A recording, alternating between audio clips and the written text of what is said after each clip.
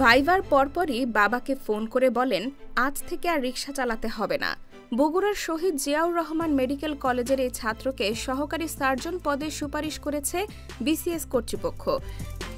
রাজশাহীর বাঘা উপজেলার আলাইপুর গ্রামের পদ্মা তীরে সেই ছোট্ট ভিটেতে জন্ম অর্ণবের। বাবা সন্টু ইসলাম কৃষিকাজ ও ভ্যান চালাতেন। পরে জীবিকার তাগিদে ঢাকায় এসে রিকশা চালাতে শুরু করেন। মা চিনুয়ারা বেগম গৃহিণী। ৩ ভাই বোনের মধ্যে অর্ণব সবচেয়ে ছোট। দারিদ্র্য ছিল তাদের নিত্যদিনের সঙ্গী। ৫ম শ্রেণীতে পড়ার সময় একদিন ক্রিকেট খেলতে গিয়ে বাঁ কনুই ভেঙে গেলে মা কোলে করে কাঁদতে কাঁদতে হাসপাতালে নিয়ে যান। সেদিনই অর্ণব ঠিক করেন বড় হয়ে চিকিৎসক হবেন। পিএসসির আগে নতুন জামা না পেয়ে পরীক্ষায় যেতে না চাওয়াও তাকে শিখিয়েছে জীবনের কঠিন বাস্তবতা। অভাব মানে হাল ছেড়ে দেওয়া নয়, পরিশ্রম করেই এগোতে হয়। ৯ম শ্রেণীতে বিজ্ঞান বিষয়ে প্রাইভেট পড়ার সামর্থ্য না থাকলেও শিক্ষকরা বিনামূল্যে পড়িয়েছেন তাকে। এসএসসি ও এইচএসসি পরীক্ষায় জিপিএ 5 পান। পরে ভর্তি হন রাজশাহী নিউ গভর্নমেন্ট ডিগ্রি কলেজে।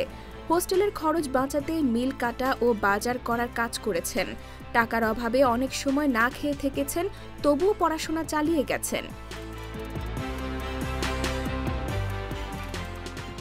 এইচএসসি শেষে মেডিকেল কোচিংয়ের জন্য রাজশাহীর সাহেববাজার এলাকার একটি মেসে উঠতে গিয়ে প্রতারণার শিকার হয়ে বাড়ি ফিরে নিজেই প্রস্তুতি নেন। ২০১৯ সালে চান্স পান বগুড়ার শহীদ জিয়াউর রহমান মেডিকেল কলেজে।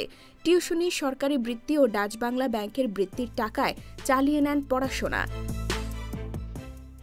২০২৪ সালের জুলাই এমবিবিএস পাশ করে মাত্র ৭ দিনের প্রস্তুতিতে অংশ নেন ৪৮তম বিসিএসে। লিখিত ও ভাইবা ২ ধাপেই সফল হন। অর্ণব বলেন, ভাইবা বোর্ডে ৩ জন স্যার ছিলেন। মনে হলো আমি তাদের সন্তুষ্ট করতে পেরেছি। তারাও তখনই বলে ফেলেন আমাকে সুপারিশ করবেন।